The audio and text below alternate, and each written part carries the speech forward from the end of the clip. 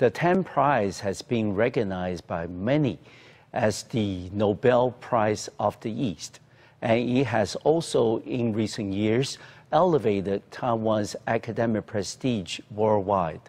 On today's program, we're delighted and honored to have the opportunity to meet with Dr. Chern Jenn-Chuan, who's currently the CEO of the Tang Prize Foundation, to talk about the developments in recent years of the Tang Prize and also what are some of the future plans in the years ahead. Welcome to our program, Dr. Chen. Hi, Dr. Wu, everybody. My pleasure to be on the air. It's a pleasure to have you on the program. Yes. First, Dr. Chen, if I may ask you, can you briefly give us a background about the Tang Prize, please? Okay. Tang Prize was founded on December of 2012 by Samuel Yin. Yes. Yeah, and has been 4 years or so. Yes. Yeah, so we have hosted two Tang Prize events. Yes, we understand that you have 4 different categories. Yes. We'll pick up on those a little later in the program. Okay. And every 2 years, you award worldwide renowned scientists and researchers in those 4 categories for their achievements in the respective areas. Yes. And we understand this year the award ceremony was held on September 25th. Okay. But unfortunately, there was, cut short by the Typhoon Maggie. Yeah. And we understand that you have scheduled and also arranged many events, lectures, and discussions with the local audience in Taiwan, when the award, winners come to Taiwan. Yeah. But since the typhoon interrupted the original schedule, Dr. Chen, do you have plans to reschedule those events, at least some of them, so the people in Taiwan may have a better understanding about the Tang Prize? Okay. Please. Fortunately or unfortunately, our major events were finished before typhoon. Okay, good. Yeah, but however, we had to cancel some academic exchanges in Taichung, Thailand, and Kaohsiung area due to Typhoon Maggie. Yeah, it's a pity, to the people in the central and southern Taiwan. They are expecting these great events and have been spent quite lots of time to prepare for this. Yes. But anyway. The Tang Prize, what we have done is to set up the platform. Okay. I think many people in academia field or university, they know about these people. Yes. So we will invite them to come back. Yes. And they also feel happy. Yeah, they're gonna come back again. And so this kind of academic exchange, will be spread from now on for these laureates. Yeah. Yes, and of course, like I said, that the Tang Prize has only been around for roughly 4 years, but it has quickly gained a reputation as the Nobel Prize of the East. Yes. And given the fact that it also sends a very good signal across the world about Taiwan's emphasis, especially from the corporate sector, on academic and research developments. Given the fact that Tang Prize is divided into 4 award categories, if I remember them correctly, sustainable development, biopharmaceutical science, rule of law, sinology. And these 4 categories share the interdisciplinary orientation in nature. May I ask you, Dr. Chen, why is it that the Tang Prize set up its award categories in such a way, instead of going back to the fundamental, the basic sciences like physics, chemistry, mathematics? What was the reason? Okay, then I need to compare with the Nobel Prize. It was founded and start to give the award in the year 1901. Yes. But at that time, they focus on the fundamental science, just like chemistry, physics, as medicine, as you have mentioned, mentioned. But however, as time goes by, in a current contemporary world, we face more challenges. Those fundamental science, of course, bring the industrial revolutions and give us a better life. But however, as we can see here, we are facing like energy issues, sustainable development, yeah, etc. So that's why our boards, think about it. We should set up awards facing the challenge of the 21st century. So, and sustainable development, of course, this is a major issue right now, especially I think all UN countries will start to enforce the climate agreement program, accord, very soon.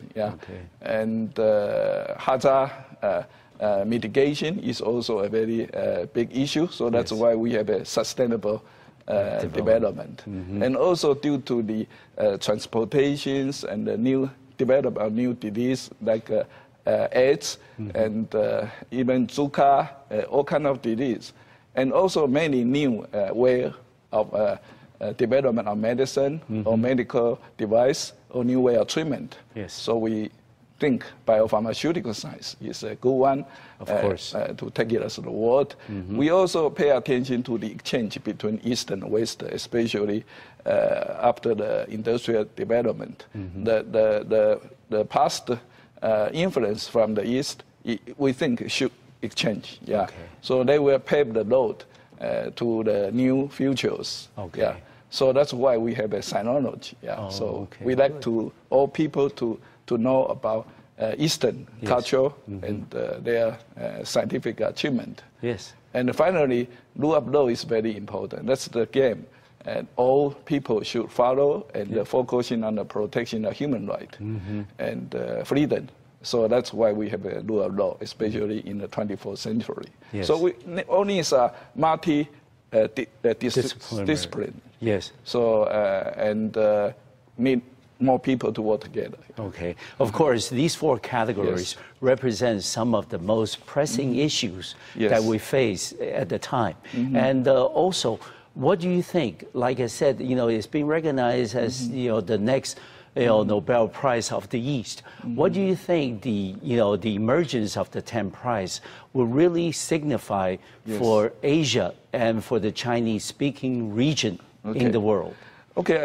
Tang Prize emphasizes the global nature of achievement. So we encourage the people or organizations who has innovations and contributions. So it doesn't matter it's their originality or race, ethnicity, gender, etc. So that's why we also think to encourage people, especially Chinese-speaking people. People is very important, but we also encourage Chinese to face the challenge of the world. That means you also work hard and will manage to contribute. And we, of course, hope some Chinese will receive the awards. And we said at the beginning, Dr. Chen, that the Tang Prize has elevated Taiwan's visibility in the academic community worldwide. And what do you think the Tang Prize will play out in terms of encouraging Asian representation in the research and the humanitarian contribution fields? Yes, I think what the impact and intention of these awards is that we let people be aware that all these area and especially from our side to think about the directions these laureates brought to us, and hope that we can encourage them. So in all the time, we usually honor ourselves by getting awards from the Western countries. But right now, I think the people in the world, they pay attention to these awards. They encourage our people quite a lot. Yes. Yeah. And given the fact that, you know, we are seeing more and more, you know, Asian researchers and scientists that are paying closer attention to the Tang Prize. Yes. Do you think that maybe based on the 2 awards that you have already presented in the last 4 years, maybe there are, you know, some areas that you think that minor changes can be implemented to make it even more, you know, easily recognizable, not just by the academic community, but also by the people in Taiwan? Okay, of course, our awards is not focused on simply focusing on the science. Yes. I mean, technology aspect. We pay attention to the social science as well. So that's why we have rule of law. Yes. And also sustainable development and sinology. So it's a broad area, science, social, and also cultures. Yes. So this is the difference. So why people they pay attention to this prize, since all these 3 awards, what I just mentioned, sustainable development, sinology, and rule of law, they are all are the biggest award. And especially when people are not paying attention, too much attention to humanity and cultures. Yes. And this is award draws the focus of the people and interest of the people from the world. That's why, you know. Okay. Yeah.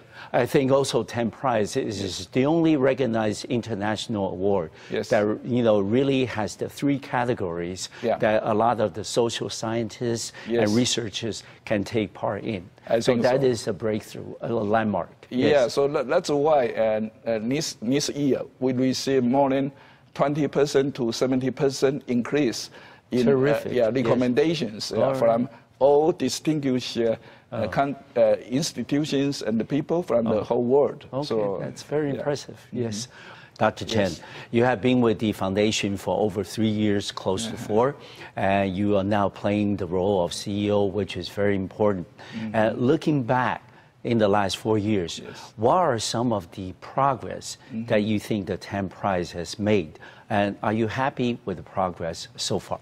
Okay, of course, our 4th group of laureates selected and was quite appreciated by the whole world. Of course. So they draw quite a lot of attention from the people, especially in these 4 major categories. Yes. And we also work very hard to promote the foundations and our laureate to the international major organizations. So we arrange the Tang Prize lectures, and we sign a memorandum of agreements with them, so they can speak at the international arenas. So they draw attention to all professionals right away. We also have a Tang Prize grant given to our laureates. So 1/5 of their award money equal to 10 million NT dollars. Goes to the grant. So they use this grant also doing a lot of work throughout the world to promote their ideas, to do some education purpose. So we went to South Africa, we went to even Kenya, US and Japan to do all this kind of work, and those are highly related to the society, to the countries. Of course. That helps very us very much. Yes. And let's talk about the award winners this year. First, starting with the rule of law category. The winner was the Honorable Louise Arbour. And can you share with us her story and what was her contribution to the rule of law? Okay. First, I'd like to tell the essence of the rule of laws. This is the point we selected for.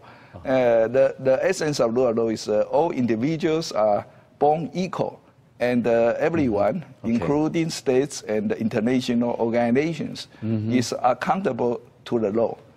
For this purpose, the Tang Prize, the rule of law, encompasses due process and substantive justice, and champions peace, human rights, and sustainable development in order to serve the common goal of humankind and nature. Yeah. Okay. And Louise Arbour was awarded for her enduring contributions to international criminal justice and the protection of human rights, to promoting peace, justice, and security at home and abroad. And to working within the law to expand the frontiers of freedoms for all. Yeah. Okay. And I would imagine for a category like the rule of law, you probably receive hundreds of recommendations. Yes. You know, for the award recipient. Yes. How does the evaluation process go? And what year, 1 month in a year that you will start accepting application or recommendation? Okay, we will start to receive the application in March. Maybe March next year. Okay. And we will have all those recommendations at September, something at the end of September. Okay. Then we will start the reviewing process. Oh, okay. Yeah. So we'll take roughly half a year to do so. So it's a very intensive and also very careful reviewing process. Okay. And then we will, by the end of March, we probably will receive roughly the winners, and then we will announce them in June. Yeah. We understand the Tang Prize works closely with the academic syndicate. Yes. And are the judges, for the evaluation process, mostly from the academic syndicate, or is it worldwide? Okay. Yeah, we are very happy that the Tang Prize Foundation work with prestigious academia institution, academia syndica. And they simply help us to organize the selection committees. Okay. So there are 4 independent selection committees, and it's headed by Li Yanze. Yeah, he is the former Nobel laureate in chemistry. Yeah, and for each selection committee has roughly 20 committee members, and they are all from all over the world. Yeah, in one category like rule of law, 2/3 are from abroad. Oh, really? So many of them are very Nobel laureates and maybe president of their academia syndica, and so very important people. Yeah, so they are very independent, and also very they are impartial. Very partial. Yeah. Yes, and also Dr. Chen, have you ever encountered a situation when the committee members disagree, for example, on the 2 finalists for a particular award? How do you resolve that? Oh, you see, the foundation does not involve to the selection process at all. Yeah, so I'm not in that. Even the board also respect the result brought out by the selection committees. Yeah, as I heard that. They sometimes, of course, they have long list and then short list, then have argue. But eventually they will come out. They'll come up with a consensus solution. Yes. All right. That happens. Okay. And next, let's talk about the category of sinology. Okay. This year, 2016, the Tang Prize winner was Professor DeBerry. Yes. We understand he's a pioneer in the study of Confucianism and also the differences in culture, in ways of doing things between the East and West. He actually started back in 1950s when very few people ever pay attention to the study of Confucianism. Yes. Can you then tell us a little bit about Professor DeBerry's story, and how can we continue his legacy in terms of trying to improve mutual understanding between the East and West, and try to resolve many of the international problems that we see today? Please. Okay. Yeah, he's at his age of 97 years old, but he's still doing the teaching, active, and the conversations with students and teachers. Good. Yeah, and he started to work on this area since 1948. Yeah, and he think the understand of the countries or the area, you should understand their culture first. Of course. And also you need conversations. Yes. Yeah. So that's why he think and start to get involved in the Confucianism. Yes. And he was awarded for his pioneer contributions in Confucian studies. Yeah. And what he did is that he edited, and also he has written many, more than 31 books, regarding the classics, yes. Deal with the Chinese thought, such as 论语, Mengzi, corrections of resource of Chinese traditions. Of course. So they opened the door to the Western people. Yes. Even many Chinese, they like to understand the thought of Western people. They all read his publications. Yes. So it's very important to open the door of Western people to know about the Chinese, not only Chinese, also Japanese, also India as well. So that's his contribution. Yeah. All right. And Dr. Chen, if you look at some of the problems that we see around the world, the Middle East, many parts of Asia, and sometimes like Professor Huntington said, it's a clash of civilization. Yes. So like what Professor DeBerry did, trying to study the culture, study its people, and then understand, for example, Confucianism and its impact, not just in China, but in all over Asia. It's very pioneer itself, but also has a long impact, long reach into many corners of the world. So do you think even as we experience some of these very difficult problems and challenges today, that Professor DeBerry's study and his research come especially valuable as we try to resolve these differences and problems between the clash of civilization and culture? Yeah. What do you think? I think what you mentioned is correct. Yes. Yeah. Right now, the world has a strong conflict with Muslim cultures, especially in the Middle East.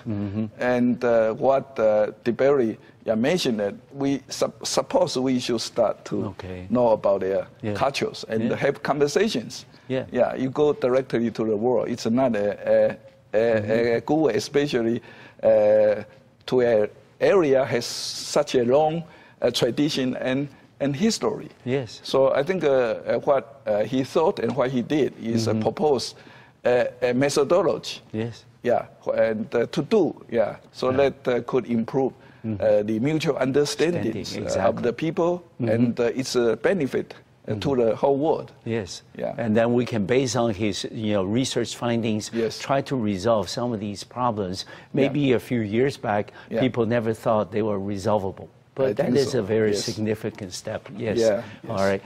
Dr. Chen, let's continue our discussion about this year, 2016's Tang Prize winners. Now we're coming to the category of, sustainable development. And this year, the winner, of course, is, world-renowned Professor Arthur Rosenfeld. And he is a huge, pioneer. He's a giant in the field of, sustainable development. And, you and I were, talking about this before the taping started. Even though he's well recognized around the world, not many of us in Taiwan know who he is.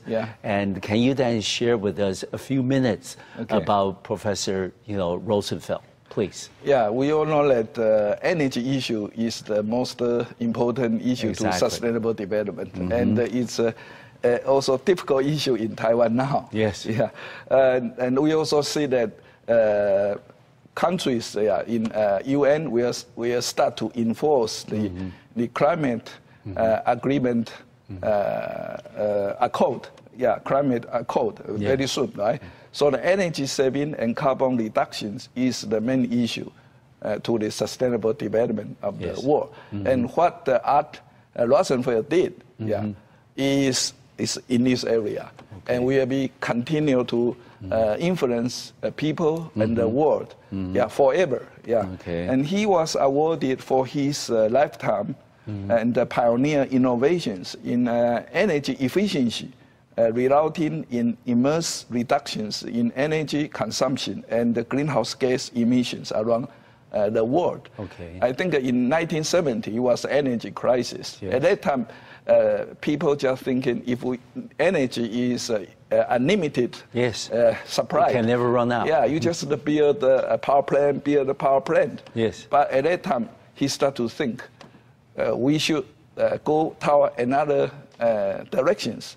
That means to use less energy but we not hurt our living standard. Yes. So he started to work on the energy efficiency. He is called as the godfather of energy efficiency. Let's look at what he has done for the people and to the world. Okay. All yeah. Right. For example, what he did is the energy program. Energy program is for the green energy. Yes. So almost the whole world, green energy, when you work on the green building, you have to perform the analysis about the energy. So this is a whole world adoption now. Okay. And also the high frequency blast. Okay. High frequency blast is the lamp we are using now. Okay. Energy saving lamp. Oh, yes. You see how much energy we save. Just due to LED innovations. Okay. And also the low E window. We call the smart windows. Yes. What we use now, in many buildings. Yeah. Precisely. And also even the appliance regarding the refrigerators. Yeah. Remember, you can imagine how much energy we waste in all the time. Okay. Right now they can use only near 10% of energy. Yes, consumed makes as a huge compared difference. before. Yes. And we use all these kind of facility and appliance through our life. Yes. And the most important achievement, as you can see here, is the Rosenfeld effect. Rosenfeld effect, okay? For United States, in the 1970 period of time, the increase of energy consumptions near 40% since 1970 to 2000. But due to Rosenfeld's innovations and his enforcement, since he was the governor, commission governor for the energy for the wire, the California keep flat. Precisely. So the world call this as Rosenfeld effect. Yes. Yeah. So in Taiwan, I think we should think about energy efficiency to face this kind of challenge. That's his contribution to the world. All right.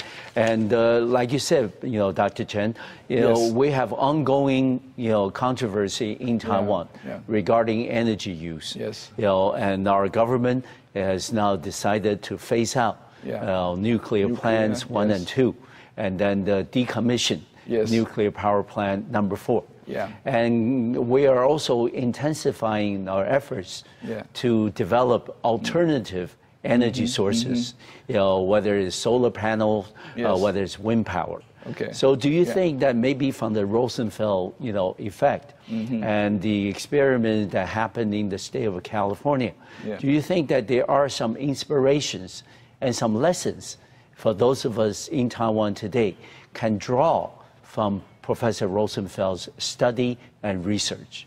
Yeah, I think so. Yes. Yeah, Taiwan is facing a very tough challenge since we almost import 100% energy from the world, and facing the carbon reduction issues. Yes. And at this point, even though we work hard to have alternative energy to come in, but still we will depend on carbon. Fossil fuels. Yes. Yeah, in the coming foreseeable future. Yeah, to see the futures. Yeah, and that is against the trend of the world. Yes. So the other way, what we can do is just try to work on the energy efficiency. Okay. Yeah, they will help, of course. Yeah. Okay, good. And finally, let's talk about the category of biopharmaceutical science. Yes. This year, the Tang Prize has recognized 3 winners, and they are Dr. Zhang Feng, and also Dr. Emmanuel Charpentier, and also Dr. Jennifer Doudna. Yes. And can you tell us about their stories? What were the breakthroughs and the recognitions that they, for them to receive the Tang Prize Award in biopharmaceutical science? Please. Okay. Yeah, these three were awarded for the development of CRISPR-Cas9 as a breakthrough genomic editing platform that promises to revolutionize biomedical research and disease treatment. Yes. For a long time now, scientists have been working on research to understand the genetic causes of a lot of disease.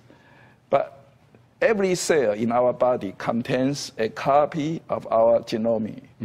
So with over 20,000 genes and 3 billion letters of DNA. Yes. Okay. So it's so complicated. Yes, of but course. the system they develop, can quickly identify the locations and the genes, so that we can work on to delete or replace unwanted gene. Okay. Just like our word processors right now with computer supported, we can edit our papers. Genes, yes. Very effectively. Yes. So they open a great door, so that we can face this challenge, and it's good for the development of medicine, also the treatment. All right. And this year, especially in the category of biopharmaceutical science, you have a female recipient of the award. And she is, of course, Dr. Jennifer Doudna. And we, of course, appreciate that, the Tang Prize for recognizing her contribution to the area of research that she's recognized for. But if we look at the past recipients of Nobel Prize from 1901 all the way to 2015. Yes. There are 900 Nobel laureates, but out of the 900, roughly only 5%, only 48 of them of the female gender. And we appreciate that the Tang Prize only is second award has recognized female contribution. So do you think that maybe in the future for the Tang Prize there will be more emphasis on recognizing female contribution to the study and the research that will better the human conditions? What do you think? Of course, the selection criteria of Tang Prize is simply based on their innovation and contribution. It doesn't matter whether they come from and also their generalities. But anyway, we see that since the awards category we select, we see the possibility of female laureates. And in our first group of laureates, Gro Harlem Brundtland, she was the former Prime Minister of Norway. When she received the awards, she mentioned that she was quite happy since she see the women receive these awards. First awards of Tang Prize. So as compared to the Nobel Prize, Ji Hu and Curies, 3 years later, after the inaugural selections, she was nominated. And so this year we also have 3 women laureates, among 6 in total. So in past 2 years, 2 groups of laureates. We have roughly near 40 persons are female. That's very impressive. So, but we see more female participations in science area, and also they are doing very impressive work. If I go to their lab, you can see so many female scientists and graduate students. Working in biopharmaceutical science, in social science. So we will see more female laureates in the future. We can see that females are playing increasingly important role all over the world. We're seeing many of women presidents, one including here in Taiwan, women prime ministers in many of the countries, for example, England and Germany. And so we will likely to see more female representation in the scientific community in the years ahead. We're certainly looking forward to the Tang Prize playing a leading role in that regard. Yes. Dr. Chen, we understand that Tang Prize has had 2 awards, in the past 4 years. And this year and last year, out of all the laureates, there were 2 recipients of the Tang Prize, of Chinese descent. It was, Professor Yu Yingshi, from last year, from the last time, for sinology, and also this year, Dr. Zhang Feng, as part of the winners for the biopharmaceutical science. And of course, we will expect that the Tang Prize has been recognized as the Nobel Prize of the East. There will be more and more, Chinese-speaking scientists or scientists of Chinese, descent that will apply for the Tang Prize in the future. But do you think also in the process that the Tang Prize can effectively elevate Taiwan's visibility in the academic and research community, also improve Taiwan's academic prestige around the world? Okay, if you see the distribution of the laureate, it used to be the Western countries, including the USA, etc., and then gradually you see the Asia part. That's Japan. Right? And Taiwan has spent quite lots of money in education and research through the economic development. And in fact, the academic research, is quite also advanced. So I think it's just a matter of time. Many of our people, leading researchers, they are also have a very good opportunity to receive this kind of award in the futures. And talking about the Taiwan aspects, since the Tang Prize, we bring in the laureates and also many important selection committee members. They have a very good communications with our researchers, even the students here in Taiwan. And many of them will start the cooperative research work. So we will see at least we can catch the future trend of advanced knowledge and also the research area. We also work together closely with the international major organizations.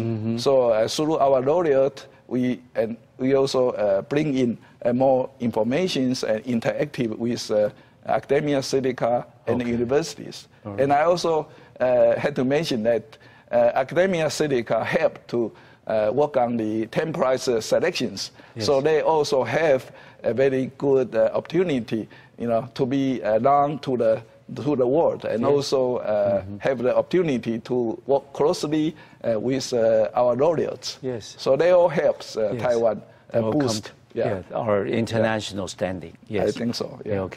And one thing, because Tang Prize has received recognition worldwide very quickly. And so there are some people, having some reservations about the Tang Prize in terms, by saying that the Tang Prize gives out too much cash to the award recipients. And we understand that, sometimes you need additional infusion of capital to continue research.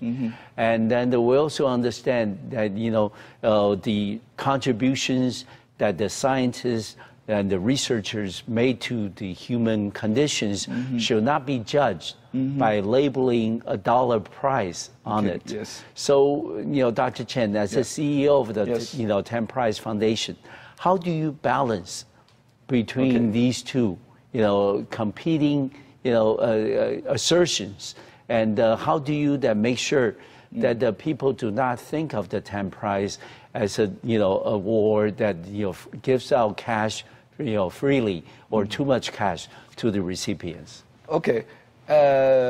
Our laureates, they are very smart. Okay. So don't worry about that. In fact, many of them, they know how to use the best of their money. For example, many laureates, they use their money to promote education and cultivating the young generations. They do donate some of their prize money to charity, scholarship, and research project.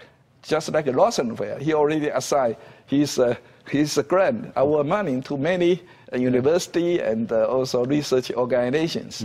So I think also we have a research grant. 1/5 of the award has to go to grants, so they can do what they intend to do. Yeah, so it's very good. They use those money very effectively. Okay, and another thing that people have concern over is that the Tang Prize seems to recognize mostly established and recognized scientists and researchers who have already made a lifetime contribution to the human development.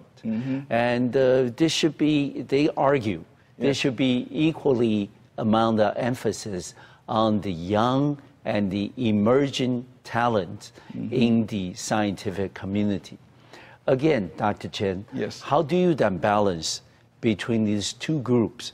They both need recognition, and they both can or have done or can do tremendous contribution to human development. How do you then balance between the two? Okay, let me give you a few examples. Please. Just like Professor DeBerry, he already start to bring up the next generations. So Rachel became the directors of the center, and also Rosenfeld bring up Hitchcock, Gagia. So they are all becoming very important people. And also regarding our money, Yinsi, he donate some money to Princeton University. He also donate money to Academia Sinica to set up the scholarship fellowship to encourage young professors to write books and young PhD students to write their thesis. And Harlan Grove-Brundtland, he donate money to promote the energy problems in Africa, and also donate money to Cheng Kung University to bring in the female scientists in public health. To come to Taiwan. So in 5 years. So they are all using the best of their money to encourage young people. And when they come here, we also ask them to go to the high school to meet high school students. And they all like to do so. So young generations are very important. All right. So Dr. Chen, in terms of the cash prize from Tang Foundation, you would like to see the trickle down effect, so to speak. The recipients will receive the cash awards from Tang Prize Foundation, and they can distribute the money, not only on their own research, but also into different university institutions and also research foundations, and to encourage the younger generation of scientists and researchers to do good work.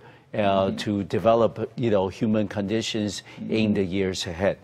And let me ask you then, Dr. Chen, given your involvement with the Tang Prize Foundation, what would be some of the areas that you might think of making some, changes, in the years ahead?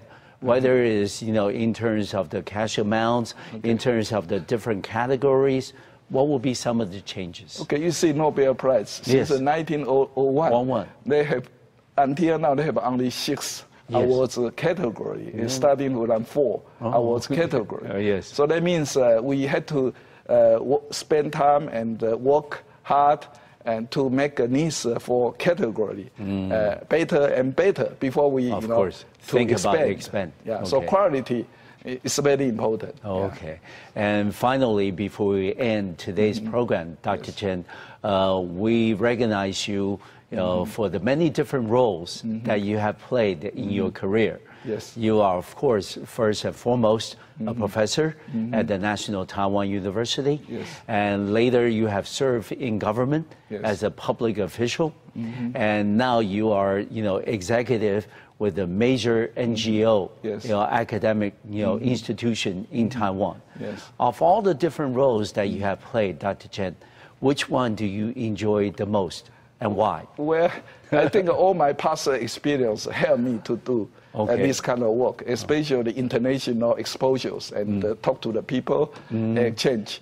So, and for this kind of organizations, NGOs, we have to deal quite a lot with many worldwide, many people, and I think it's a very important and also challenging job. Yeah, I enjoy it very much. Okay, and would there be any more international cooperation, maybe with other award organizations? For example, Hong Kong, there's the Shaw Prize. Yes. Okay, would there be any possibility for the Tang Prize to work with them in some future events? Yeah, we have good relations with several awarding organizations, just like Tokyo, Kyoto Awards. They come to our ceremony, and we are talking about set up the connection for undergraduate student, high school student with the Wolf Foundation. Very nice. Okay. Yeah, in Israel. So that's all these organizations. They are working for the same directions to make the world better. Yes. So our exchange experience and work together is also very important. Okay. I also do think that the Tang Prize is now recognized a lot more in Taiwan. Yes. And then maybe in the future that we can see some of the activities that designed by the Tang Prize Foundation to encourage the younger kids in Taiwan. Yes. Whether it's junior high school students, high school students, college students, to devote their time and talent to the development of the human conditions. Okay, and it's certainly been a pleasure and an honor to have you on the program, Dr. Chen, today, and certainly want to wish you and the Tang Prize Foundation all the best in the future. Thank you very much. Thank you. Thank you. Thank you for watching our program today. I'll see you next time on MacReview Television. Thank you.